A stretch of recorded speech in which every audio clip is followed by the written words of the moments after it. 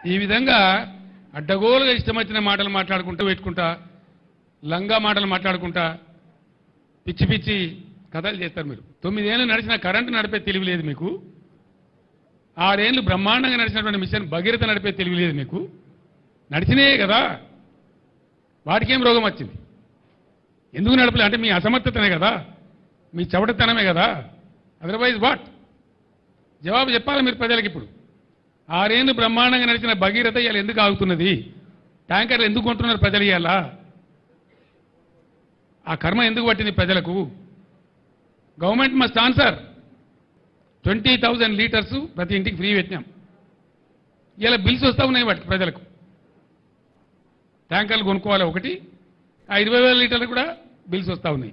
తాగునీటికి సంబంధించి నీ నిర్వాహకం వల్లనే కదా, ఒక ఇరిగేషన్ ప్రాజెక్టులో కాదు ఇందులో కూడా వేల కోట్ల రూపాయలు కుంభకోణం జరిగింది మిషన్ భగీరథలో.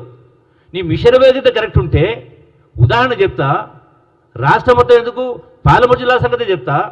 ఈ రోజున కృష్ణా నదిలో ఈ రోజున కూడా 8 టీఎంసీ నీళ్లు ఉన్నాయి సుమారుగా. దానికి కావాల్సింది 6 టీఎంసీ వాటర్ ఉంది కదా, మరి ఎందుకు గ్రామాల నీళ్ళు వస్తలేవు? నేనంత గొప్ప మేధావి కదా.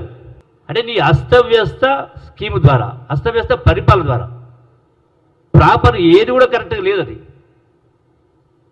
ఏ గ్రామంలో కూడా చక్కగా నీళ్ళు వచ్చేటువంటి పరిస్థితి లేదు.